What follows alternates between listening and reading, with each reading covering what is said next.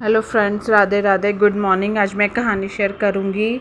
एक बार शरद पूर्णिमा की शरद उज्ज्वल चांदनी में वंशीवट यमुना के किनारे श्याम सुंदर साक्षात मनमथ नाथ की वंशी बज उठी। ये एक प्रेरणादायक कहानी है गोपेश्वर महादेव की लीला। श्री कृष्ण ने 6 मास की एक रात्रि करके मनमथ का मान मर्दन करने के लिए महाराज किया था कि अपनी बांसुरी उन्होंने बजाई थी। तो जब उन्होंने अपनी बांसुरी इतने बांसुरों की तार छेड़ी तो किसका मन ना मोहित होता। जब महाराज की गूंज सारी त्रिलोकी में गई तो हमारे बोले बाबा के कानों में भी महाराज की गूंज गई। मनमोहन की मीठी मुरली ने कैलाश पर विराजमान भगवान की श्री शंकर को मोह लिया। समाधि भंग हो गई शिव शंकर की तो बाबा वृंदावन की ओर बावरे होकर चल पड़े। पार्वती जी भी मनाकर हार गई, किंतु त्रिपुरारी माने नहीं। आज श्री कृष्ण भगवान जी की इतनी लीलाओं को देख के ही सब वो क्या कहते हैं कि मन प्रसन्न हो जाता है। जब वो माने नहीं तो भगवान श्री कृष्ण के परम भक्त भगवान श्री कृष्ण तो सब हर कोई ही उनको इतना ध्याता है, इनका मानता है। उनके भक्त श्री मुनि, पार्वती जी, नंदी, गणेश, श्री कार्तिक के साथ भगवान शंकर वृंदावन के वंशीवट पर आ गए। वंशीवट जहाँ महारास हो रहा था वहाँ गोलोका वासिनी गोपियाँ द्वार पर खड़ी हुई थी, क्योंकि वो श्री कृष्ण बंसियाँ बजाते हुए तो गोपियाँ तो बाहर खड़ी रहनी थी। पार्वती जी तो महारास में अंदर प्रवेश कर गई, किंतु द्वारपालिकाओं ने श्री महादेव जी और श्री असुरी मुनि को अंदर जाने से रोक दिया। बोली कि श्रेष्ठ जनों श्री कृष्ण के अतिरिक्त अन्य कोई पुरुष इस एकांत महारास में प्रवेश नहीं कर सकता। तो श्री शिव जी बोले देवियों, हमें श्री राधा कृष्ण के दर्शनों की लालसा है कि हमें उनके दर्शन करने हैं अभी। तो अतः आप ही लोग कोई उपाय बतलाइए जिससे कि हम महाराज के दर्शन पा सकें।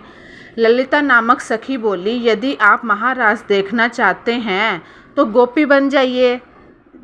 अगर आपको कृष्ण जी के दर्शन करने हैं, राधा रानी, तो आप गोपी बन जाइए ना, क्योंकि अंदर पुरुष नहीं कोई जा सकता श्री कृष्ण के अलावा। मानसरोवर में स्नान कर गोपी का रूप धारण करके महाराज में प्रवेश हुआ जा सकता है। फिर क्या था, भगवान शिव अर्धनारीश्वर से रूप नारी रूप बन गए।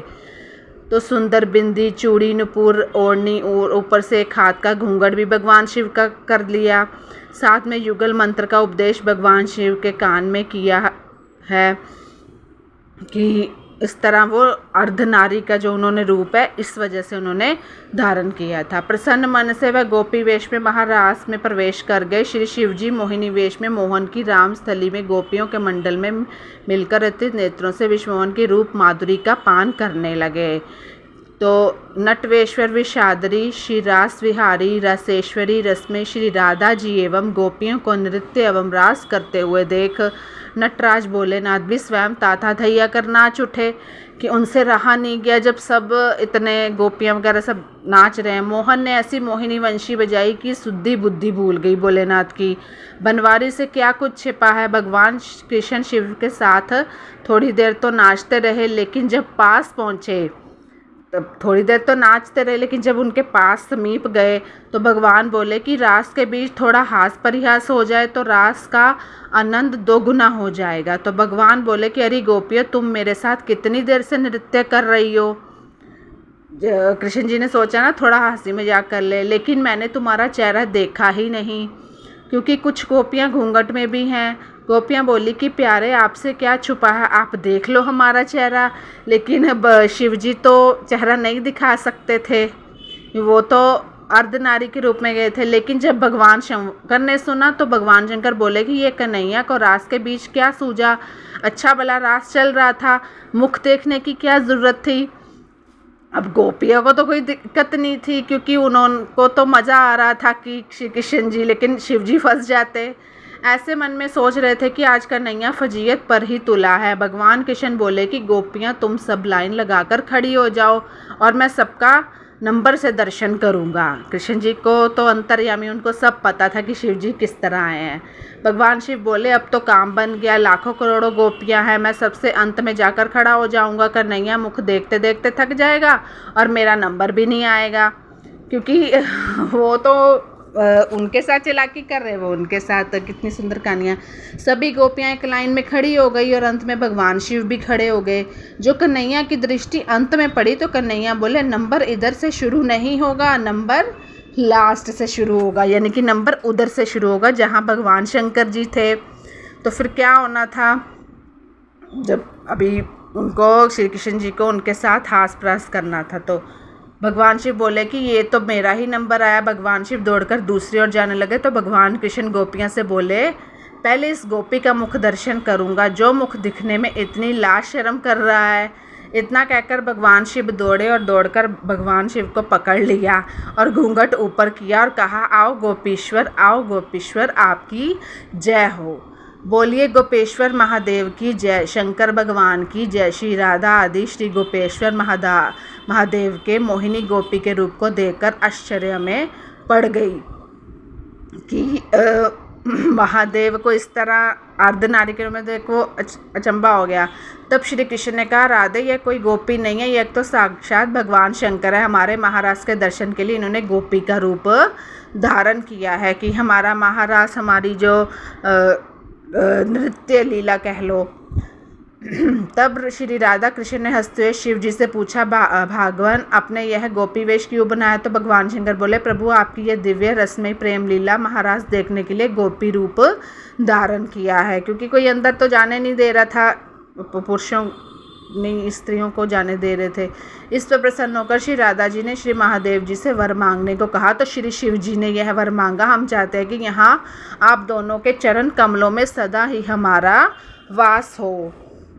आप दोनों के चरण कमलों के बिना हम कहीं अन्यत्र वास करना नहीं चाहते हैं। इसके बाद सुंदर महारस हुआ। भगवान कृष्ण ने कृतक नृत्य किया और भगवान शिव जी ने तांडव किया। तो जब ये सब बातें हो रही थी, जिसका वर्णन अगर माँ सरस्वती भी करना चाहे तो नहीं कर सकती है। खूब आनंद आया। भगवान कृष्ण ने ब्रह्मा की एक रात्रि ले ली है, लेकिन गोपियाँ इसे समझ नहीं पाई थी कि भगवान कृष्ण ने ब्रह्मा की एक रात्रि क्या ले ली। केवल अपनी गोपियों के प्रेम के कारण कृष्ण ने रात्रि को बढ़ाकर इतना दीर्घ कर दिया, मतलब रात इतनी लंबी हो गई। गोपियों ने एक रात कृष्ण के साथ अपने प्राण प्रिय पति के रूप में बिताई है, लेकिन यह कोई साधारण रात नहीं थी। तो ब्रह्मा की रात्रि थी और लाखों वर्ष तक चलती रही। आज भी वृंदावन में निधिवन में प्रतिदिन भगवान कृष्ण का रास करते हैं। कृष्ण के लिए सब कुछ करना संभव है, वो तो है ही। आज बताते हैं कि निधिवन में रात को कृष्ण जी आते हैं, ऐसा बताया जाता है, क्योंकि वो भगवान है। इस प्रकार भगवान ने महारस लीला को किया है। शुकदेव जी महाराज परीक्षित से कहते हैं, राजन जो इस कथा को सुनता है उसे भगवान के रसमय स्वरूप का दर्शन होता है। तो हम भी चाहते हैं भगवान जी हमें अच्छे से रोज़ दर्शन दें, तो हम ये कथा रोज़ करें। उसके अंदर से काम हटकर श्याम के प्रति प्रेम जागृत होता है और उसका हृदय रोग भी ठीक होता है।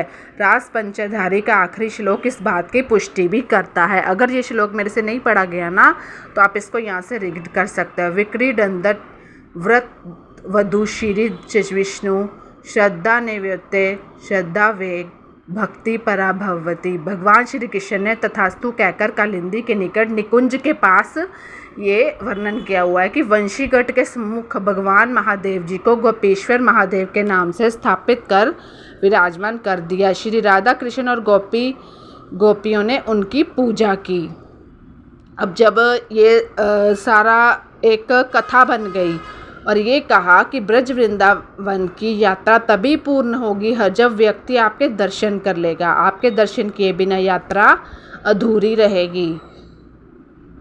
तो जब हम वृंदावन की या ब्रज वृंदावन की यात्रा करेंगे तो भगवान शंकर वृंदावन में आज भी गोपेश्वर महादेव के रूप में विराजमान है और भक्तों को अपने दिव्य गोपी वेश में दर्शन दे रहे हैं।